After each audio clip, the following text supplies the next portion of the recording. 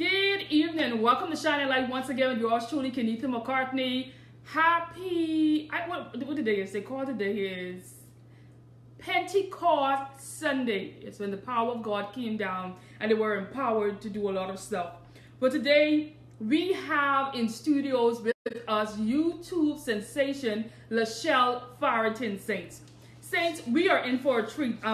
She was going to give us so many tips. We're going to learn so much makeup tips, so many makeup errors, so what to do and what not to do. We are in for a treat today. She's a stylist and she has so many things to offer to the Shine the Light audience. And I'm so glad that she accepted the invite to come on our show to share with us so many tips and tricks, fashion tips and tricks, makeup tips and tricks, and photography tips and tricks that we use.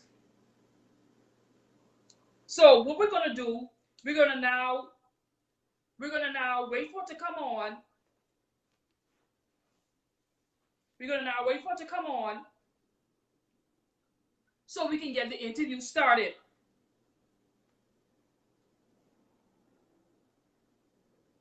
Okay, so she's on. We're just gonna wait for it to connect.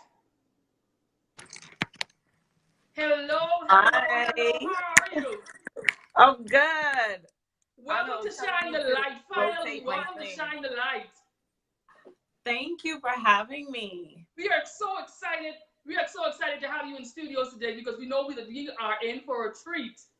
Oh, I hope so. I hope so.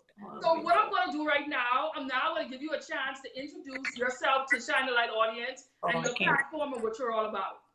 Okay, perfect. I was trying to zoom in a little bit because I don't know how this double thing works. So I was trying to get this little view out of the way.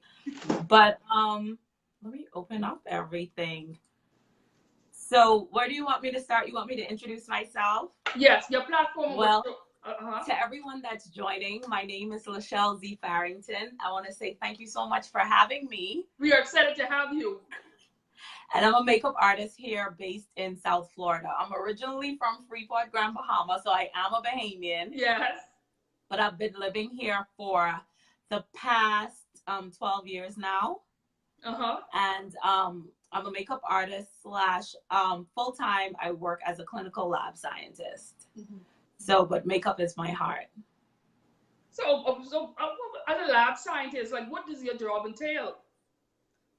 Well, we work along with pathologists, and we do different things, helping them to either deal with diseases in the body, in terms of blood, cells, tissue. Just depends. You name it, we do it on a microscopic level. Oh, great! So how did these two purposes collide? Like a lab? Actually, I started with clinical lab after I graduated Wingate University back in 2006 with my bachelor's in biology. The intent was to go to medical school, but I soon realized as I approached graduation that that wasn't really something that I wanted to do. That was something that my mom wanted me to pursue, but that was not really my heart. So I decided not to pursue med school, and clinical lab science was the next best thing for me.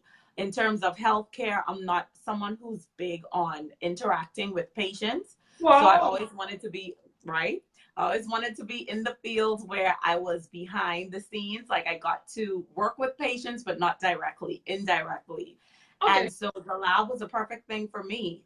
And I moved to Florida, worked for about a year. And after a year, I enrolled in the clinical lab program at Kaiser. And I did the course and got my certification, and I got my license with the state of Florida. And I have been doing it for the past 9 years now.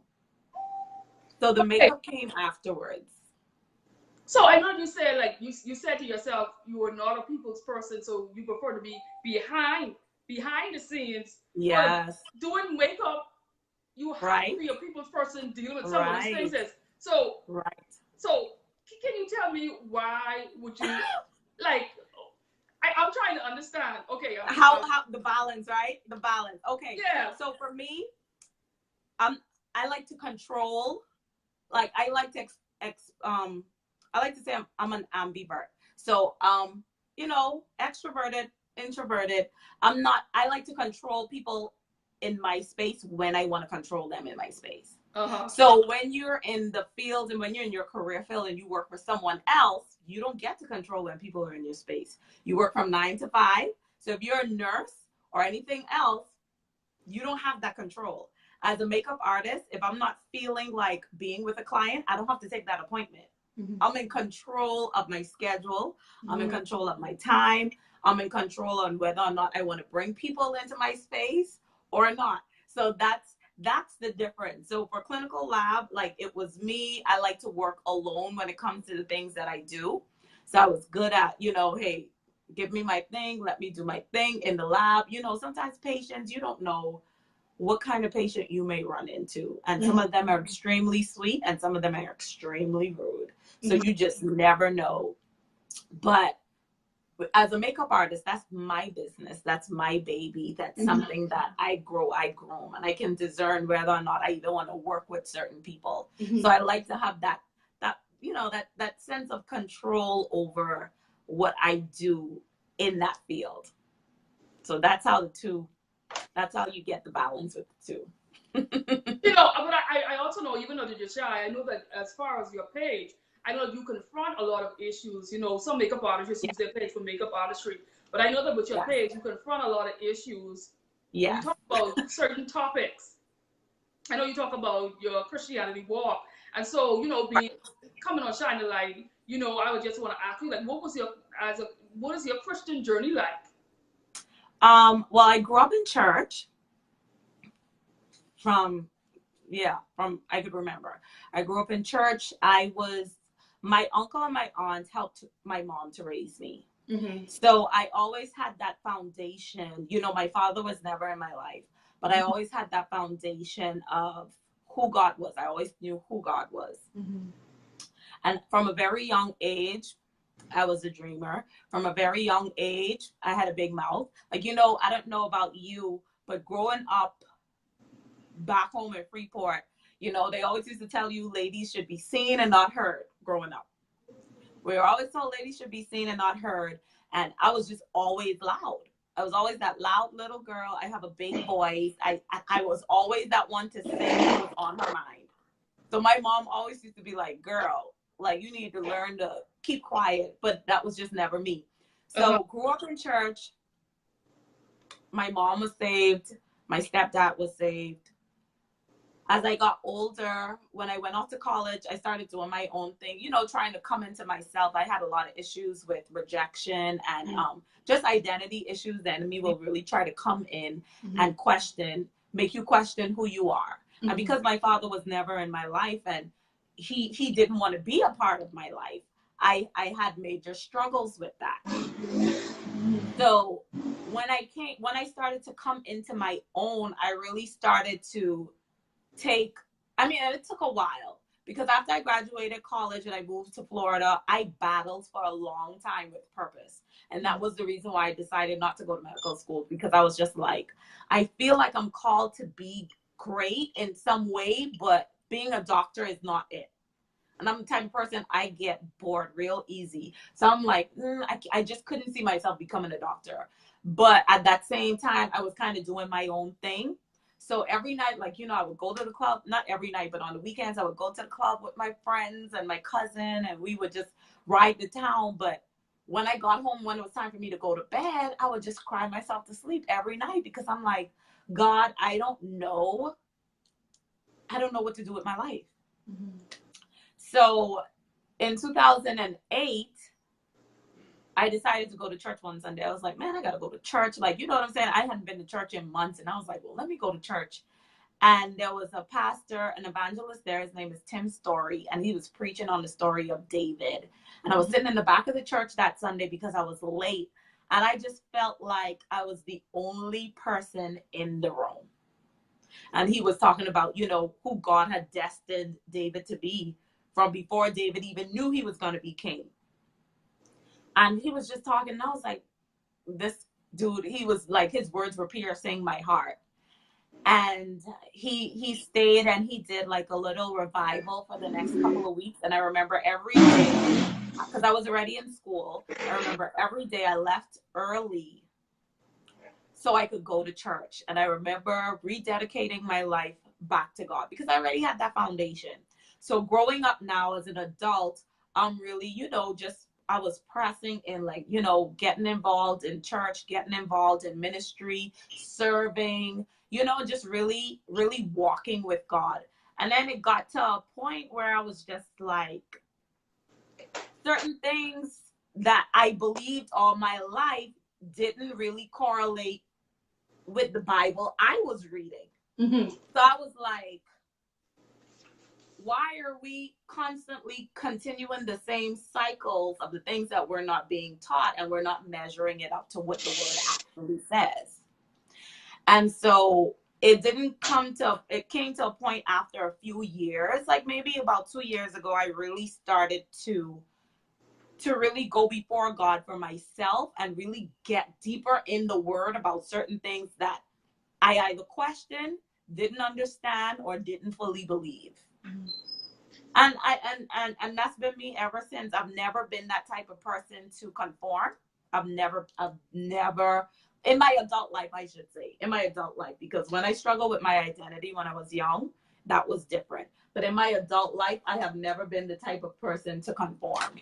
And I'm never going to be the type of person to conform. And yeah, that was it. And if I believe it, and especially if this is something that I believe that God has given me and taught me, and this is what the word says, honey, I'm going to stand on that thing, and I'm not going to allow anyone to move me or cause me to be moved when I don't believe that. So what area of ministry do you have the greatest passion You mean in church? Yes. I don't have no passion to really like serve in church. I'm not the four walls type of person. Uh-huh. I've served in church all my life, and I loved when I served. But for me, I don't think I'm called to the four walls. Uh-huh. I think I'm called more to the marketplace, and that's where that's where my passion is. My passion is more towards the marketplace, to people who may not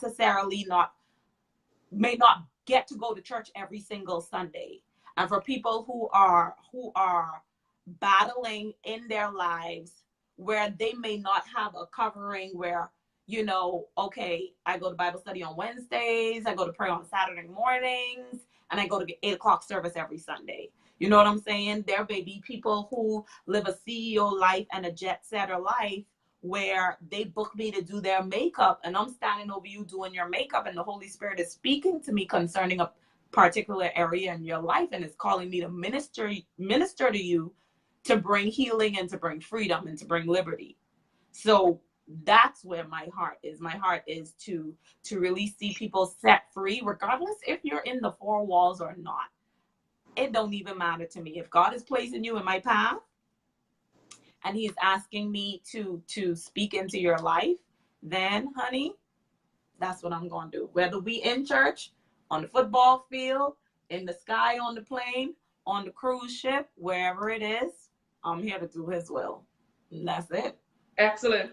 So what do you like most about makeup? What don't I like about makeup, girl?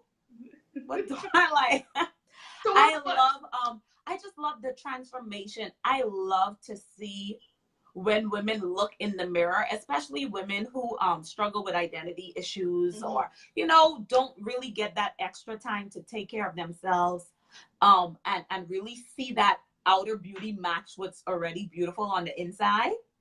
Mm-hmm. And you really could put that smile on that woman's face after and just give her that makeover, and she looks in the mirror and she's just blown away, and she's like, oh my gosh, like, when you hear that person, when you see that girl pick up that mirror, right, and she looks in the mirror and she says, oh my God, I love it, like that right there, that's what I do it for. Okay. To hear that person and to see the joy on her face, and to see that, hey, whether you got a full face beat, whether you just want a little bit of face powder and some tinted lip gloss, to see that, just look of joy and happiness. And just some women, they'll tear up and be like, oh my God, I didn't know I could look like this. Especially when they feel younger, you know, sometimes life takes a toll on you. Let's be honest. As women, as we get older, life takes a toll on us. And sometimes you need that extra pizzazz to, you know, feel good about yourself, to feel beautiful. I mean, you know, that pick me up. And a lot of us, we have it on the inside, but it's harder for us to translate it to the outside. So and that's where I come in. Okay, what are 3 mistakes that are constantly being made? Like by regular people like me, myself, and other persons that are watching. What are 3 mistakes that are constantly made as far as applying makeup? Wrong color foundation. Yes. Women always like, a lot of women don't understand undertones. So for women like me, I'm more of a red base. I have a red undertone. So a lot of times if you have a red undertone, you'll see women buy a more yellow color foundation. So you'll be looking at her like, well, why her foundation don't match? Or just buying the wrong color, period, where it's like 1 to 2 shades lighter than your regular skin color. That's one. Not having the right foundation match. And you said that's because of them not understanding their undertones. Right.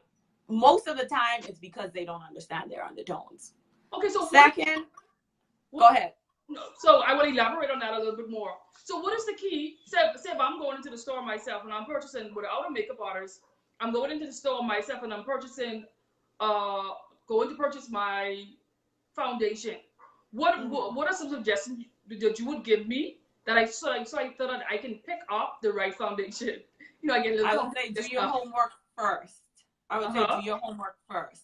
I would actually suggest for people who have issues, like especially if you take pictures and you be like, dang, like my foundation always look a little bit off, then you need to go to a makeup counter where you can get matched. And that's the thing. Sometimes it's like, okay, so if your foundation is off by looking at a picture that you took, or you in a group picture with your girls and you looking at it like, dang, you know, I look a little off, then you know, you don't need to be wearing that color. So what I suggest is women either do their homework, but the best thing to do, if you don't understand undertones, you can research it.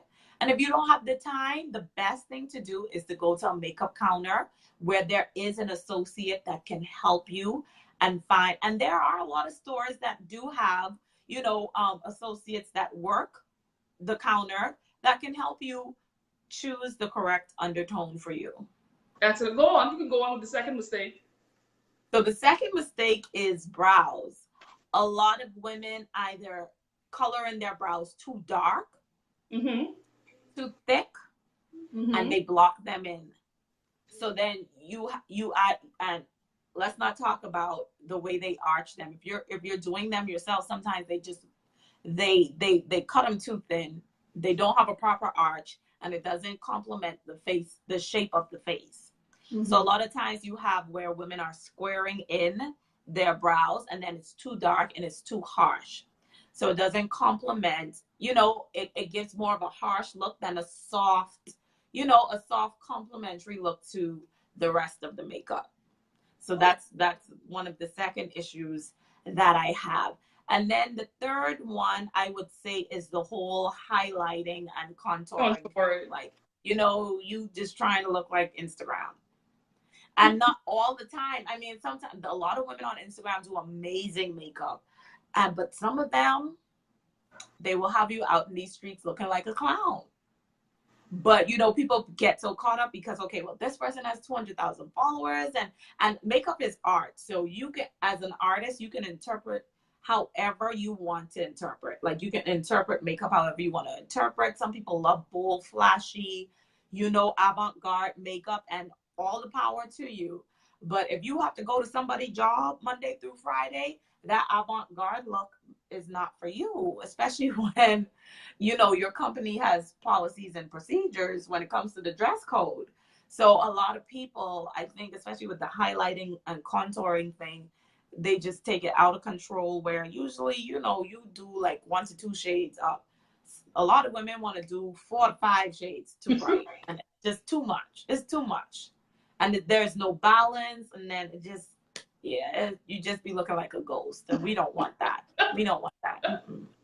So Lashelle, is there a difference between photo shoot makeup and of makeup that you would just go to the movies? Is there a difference between? Definitely, Okay. definitely, yes, definitely. When it comes to photo shoot makeup and even like on-screen makeup, like where you're going to watch a play or for a movie, the makeup has to be heavier because a lot of times the flash from the camera and the Mm-hmm. lights, it will wash your makeup out. So Oh, by the time, you know, you done do a little something, something, by the time it's time to edit those pictures in post, you can't even see the makeup because it's not applied heavy enough to translate on film. oh. So yeah, so when it comes to doing makeup for a photo shoot or doing makeup for stage plays or doing makeup for film, you have to think, you know, a lot of makeup artists, we use more cream-based products, heavier products that really last, like waterproof, everything that will, or water resistant, that will combat the heat, the light, the sweat, and the water to cause the makeup to run. So that's a huge difference and a huge key. People need to understand, even makeup artists, when it comes to photo shoots versus everyday. I mean, every day you do what you want to do. Like me today, I don't even have on any makeup. Mm-hmm. This is me most of the time. Mm-hmm. People don't think so, but this is me most of the time. Okay. What are a lot of the challenges that makeup artists face that people are totally not aware of? Because people think it's such The a fun job. the biggest challenge is getting your clients to understand your worth. And because and I'm in several different makeup artist group chats, right? Mm-hmm. And this is the biggest challenge that we deal with all the time. And so for me, my friends and I, we always discuss this. Like clients, it's an issue. I have an issue when a client comes to me and says, okay, I want to get my makeup done. And my budget is $50. Okay, well, I'm not the one for you, first of all. You're not going to go to Macy's. You're not going to go to the grocery store and tell them you want these pair of shoes and the price on the shoes is $75, right? But you're going to tell them you want these shoes for $40. You're not going to go in Macy's and tell them that.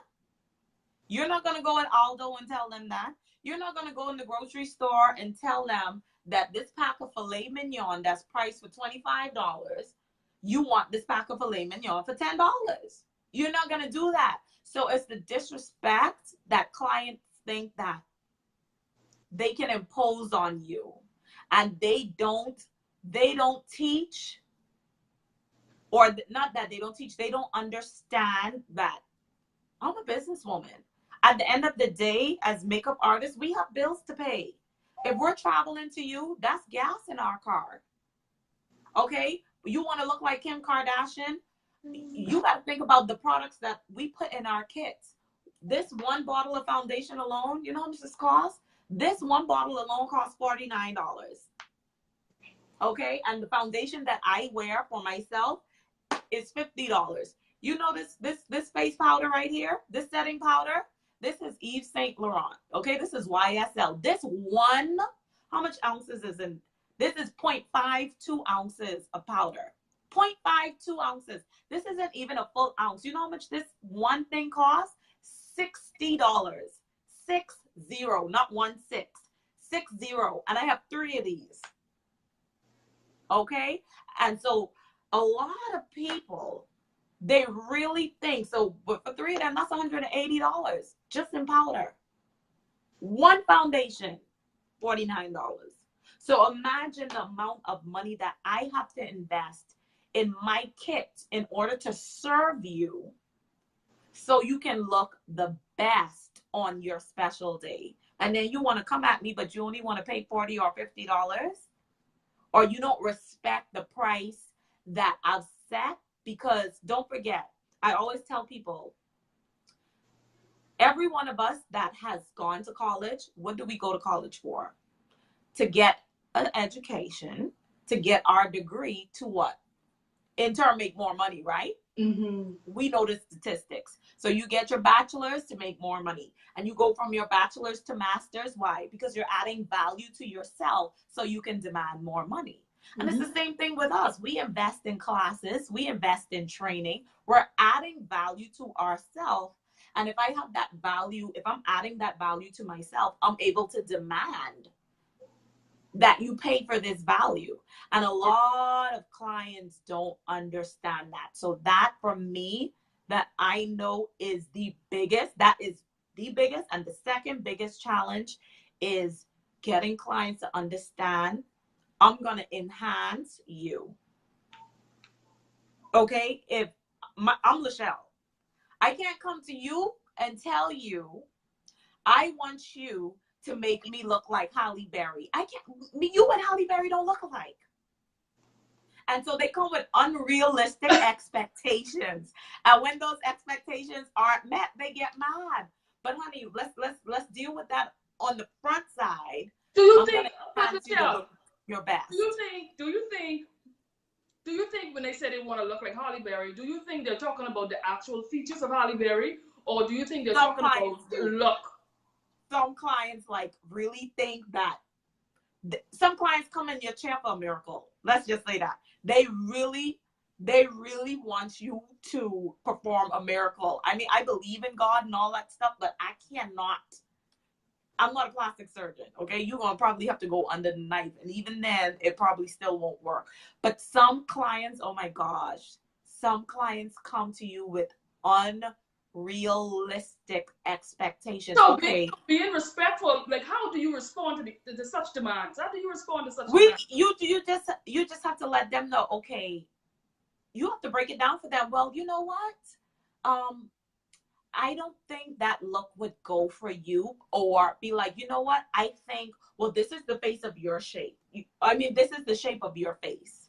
All right, so you see you have more of a round shape. And this picture that you're showing me, this person has more of an oval shape. Okay, you see the eyes that you want? Okay, this type of makeup on these eyes, you have a different shape eye. So that particular look won't work with the shape of your eye. So you just have to pull them back into reality and start giving them that, realistic expectations. Like when certain clients come to me with certain looks and I look at them, I immediately tell them, okay, this particular look, because of the shape of your eye, you can't get that, but we can work something, we can do something that's very similar so you can have a similar effect.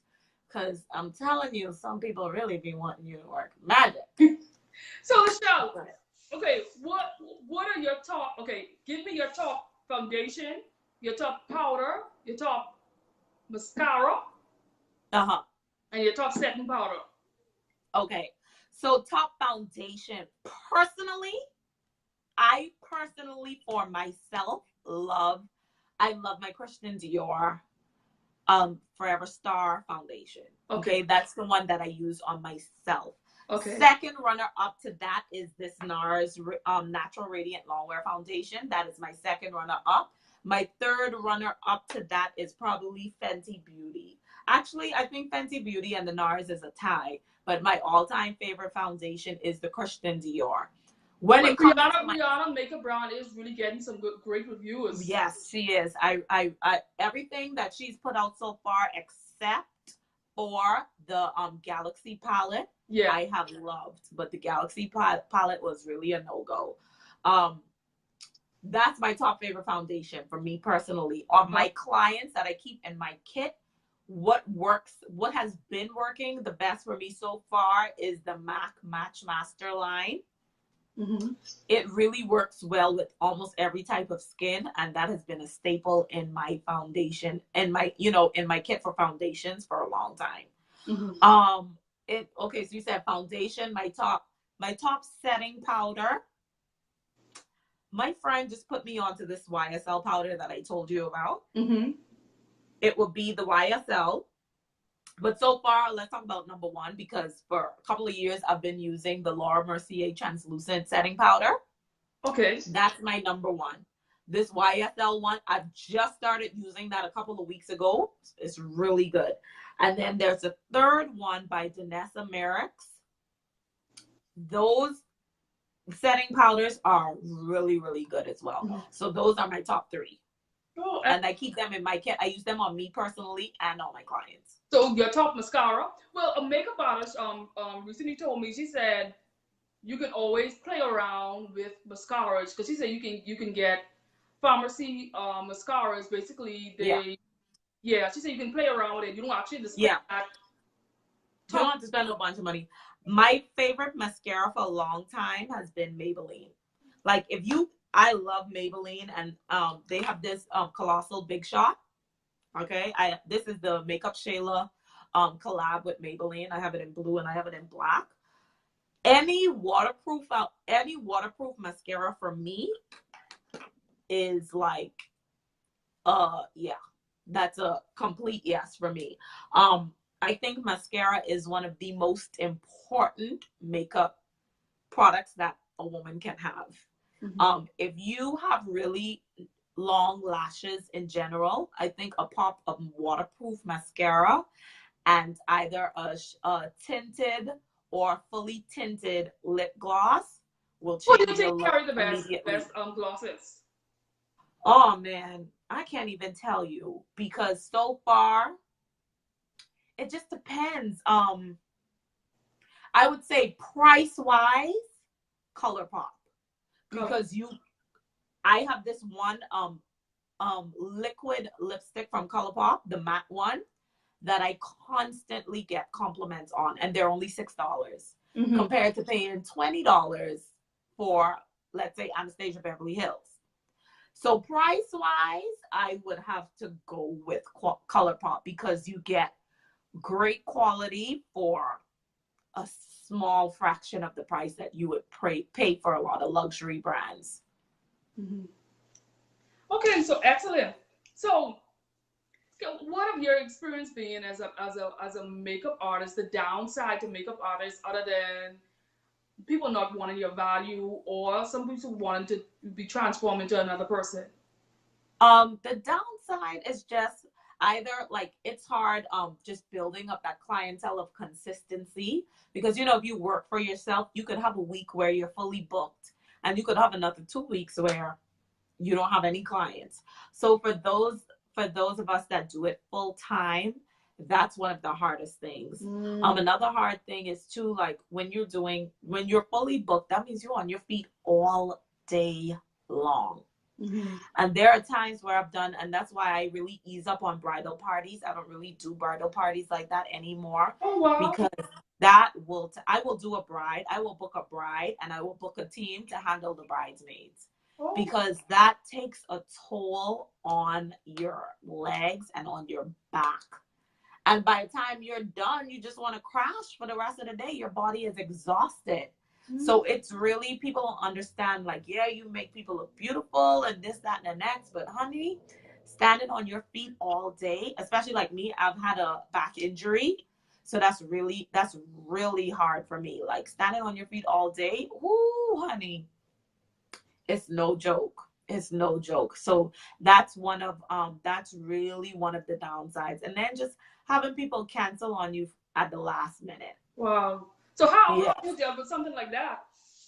Well, I take non-refundable deposits. Oh. So if you cancel on me, well, you're not gonna get your deposit back.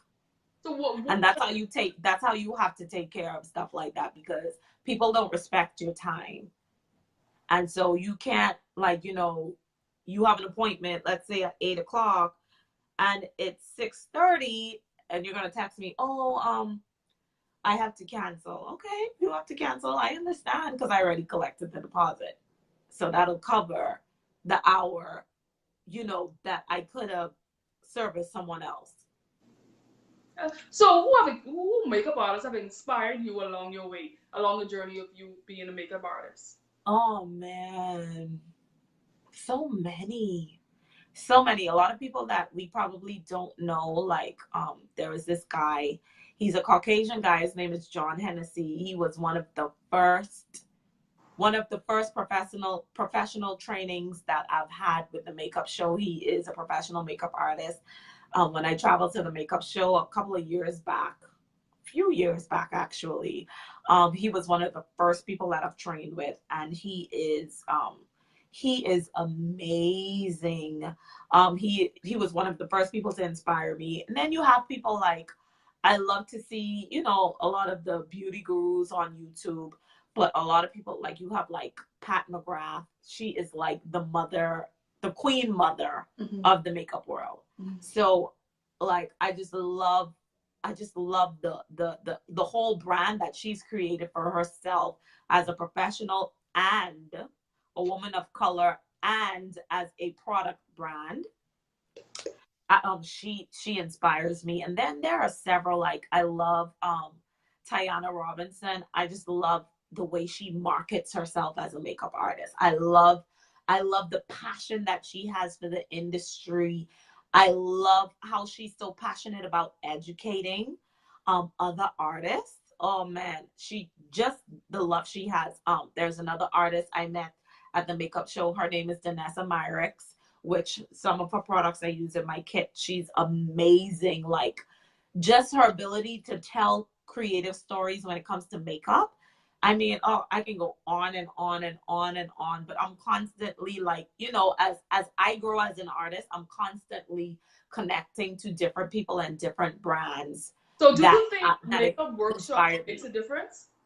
Pardon me? Do you think makeup workshop makes a difference? Oh, definitely. One thing, me and my friend Gail, who is another makeup artist from the Bahamas, she's in Barbados now. The one thing we always talk about, and this is what I've learned, even in entrepreneurship or just self-education, never, ever, ever stop learning. Never. And I mean, I can go back to a picture of me from, or some work that I've done from, let's say, 2012, and compare it to me now, 2018. What do? You see the growth. If you don't see no growth, that's because you're not investing in yourself, the education that you need to continue to grow as an individual, as an artist, even as an entrepreneur. So you always, always, always, never, ever, ever, ever stop investing in yourself.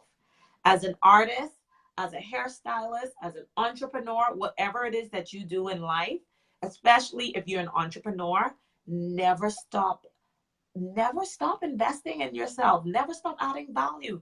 Never stop self-educating and investing in educational seminars that is going to help expand your horizon, even the way you think mentally, you know, your network, whatever it is. Never ever stop investing in yourself. So do you offer training courses? I do one-on-one classes. I haven't offered any for a while just because of the transition that I've been going through with my job. But I have had I've had seminars in the past. I've had several one-on-one seminars. So yeah, I do offer education, especially to young aspiring artists who want to get their feet wet and maybe can't afford to take a certified makeup training course. Yes. Okay, excellent. So, Lashelle, if there's somebody who's watching this interview and somebody who wants to pursue, it doesn't have to be makeup, but someone who wants to pursue their passion, like what advice would you have for them, those who are watching right now? I would say, if especially if you're a believer, write that thing down and do as much research as you can. Prepare yourself. So if you, let's say you're sitting here, you're watching this interview and you're like, man, I really want to be a makeup artist. Okay, so where do you live? What's the average cost of makeup in your city? What kind of education can you afford to get? What kind of, what artists in your city, or maybe even outside of your city, can you look to mentor you? All of those are things that you need to consider when you want to really pursue something. Okay, can I enroll in classes? If I can't, can I find a mentor? Can I train under someone? Who can I ask for help? What kind of free education can I get off of the internet until I can afford to pay for some kind of training? Let me research this industry. You know, can I survive in my demographic? Can I make a living off of this? Because sometimes you may have to move. And there's nothing wrong with that. You know what I'm saying? Like sometimes you may have to move. Like maybe you live in a city where it's just a bunch of old people and you want to be a makeup artist and those people don't wear makeup. You know what I'm saying? You have to do all of your homework. But if you feel that that's something for you, I would say go after it, put your heart and soul into it, and don't give up. Because trust me, if you put in the work, it'll come to pass. You know, Michelle, you know what a lot of persons have problem with mixing and matching and blending. So, Yeah, no. okay, so we're gonna do a little class here.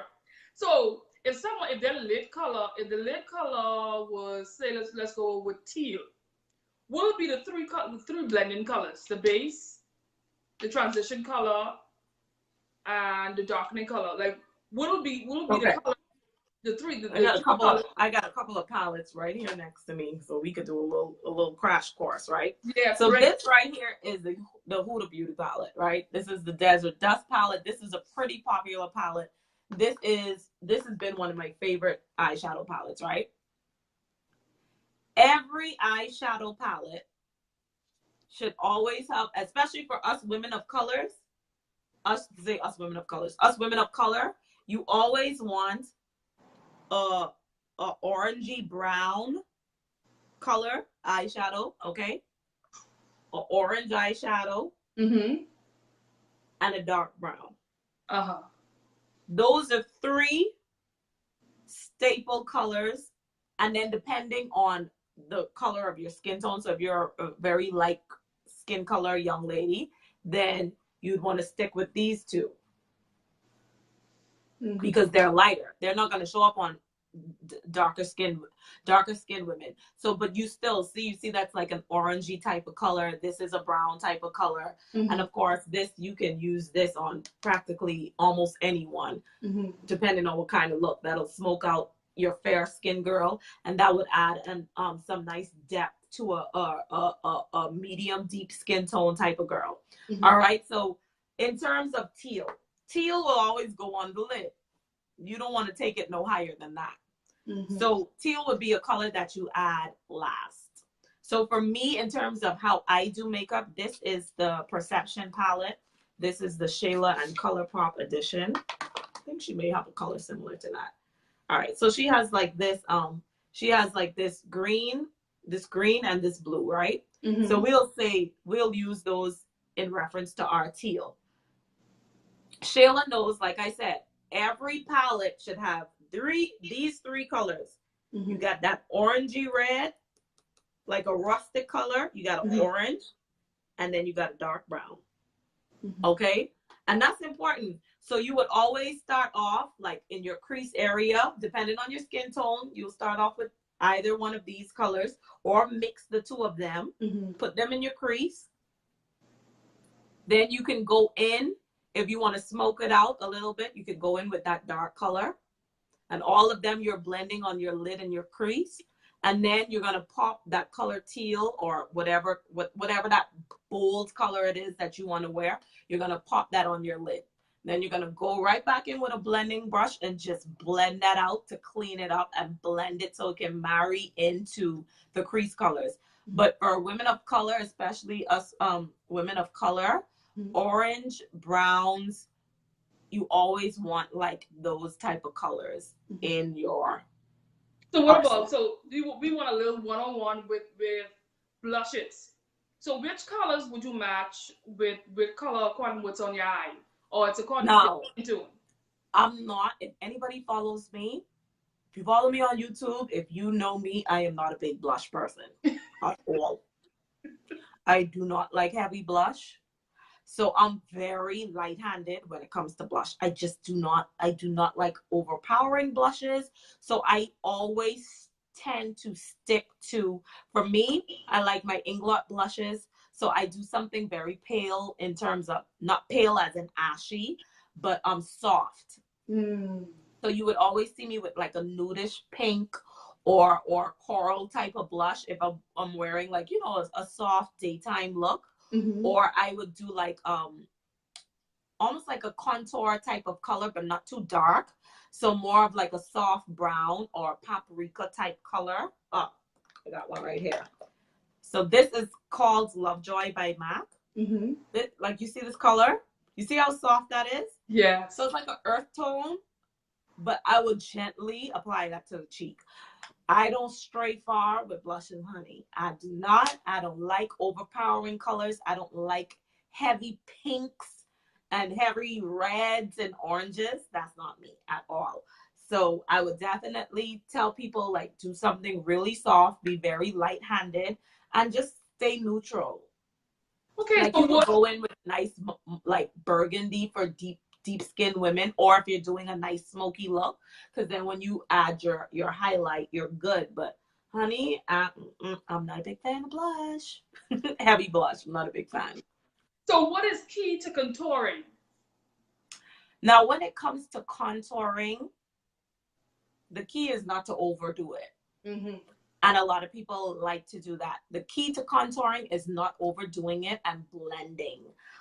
If you don't know how to blend, the contouring looks really, really, really patchy.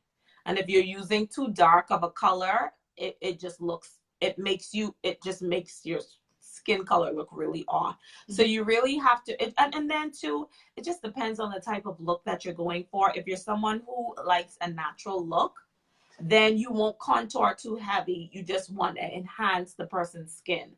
And you can contour lightly, like me. For years, I was never big on cream contouring. So what I would do, I would normally just highlight with concealer.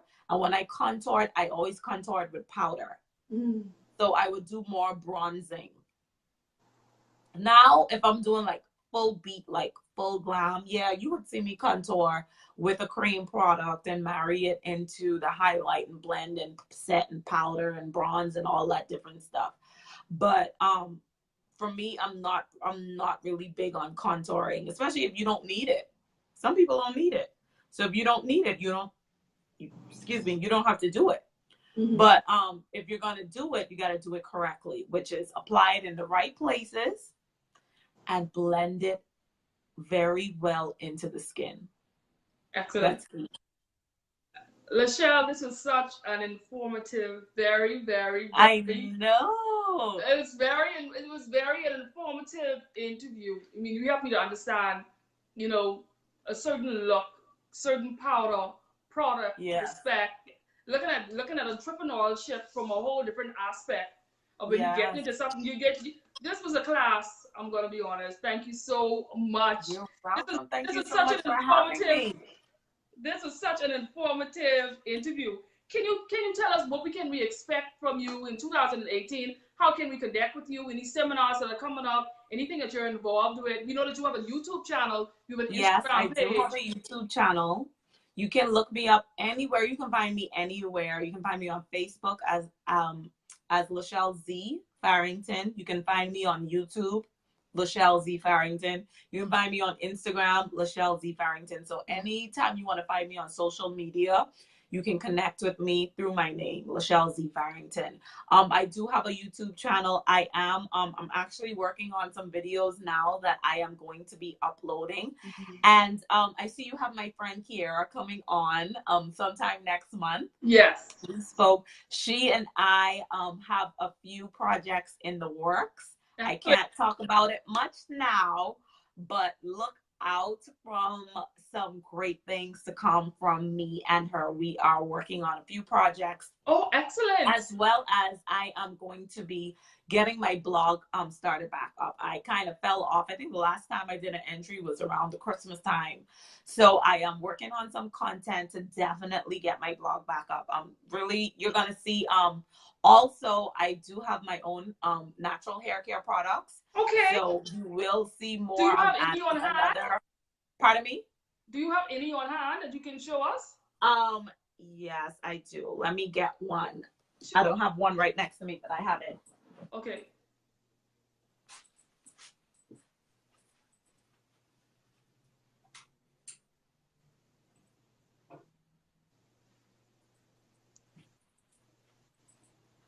Okay, shine a light audience. She's just going to get the product. You know, a lot of courses have gone. All right. Yes. Yes. So I create, I have a hair care product called the Moisture Repair Cream. So this is for natural hair. I mean, people with people with relaxed hair also use it, but it is a moisture cream. I don't know if you can see it really good. It's a cream to keep your hair moisturized. As you can see, I am natural, and I had such an issue with finding the right products to keep my hair soft because I have really dry hair.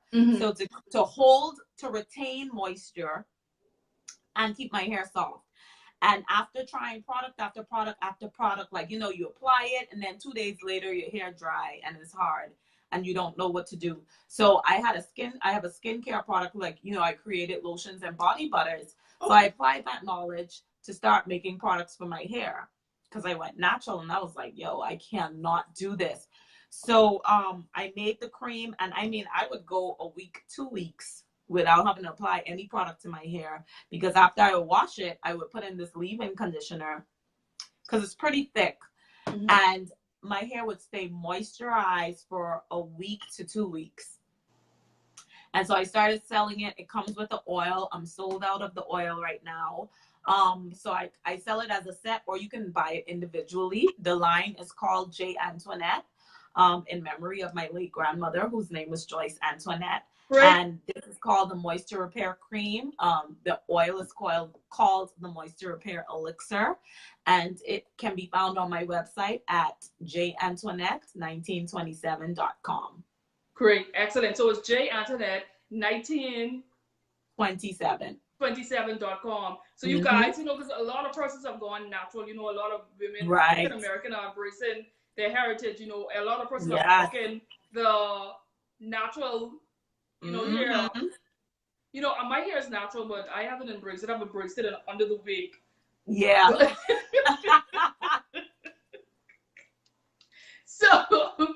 So I can embrace the product, but I'm not rocking my own hair. I'm gonna rock it under the wig. Yeah. But no, I have clients who live by this thing, and they do not wear their natural hair, but they keep it to keep their braids moist under their wig. So honey, I know, I feel you. Yes. So thank you so much, Lashelle. Thank you so much for having me. Thank you. So this is such an informative interview. We learned so much. I mean, thank you for accepting our invitation once again to Shine a Light with Kennetha McCartney. Anytime. Thank you.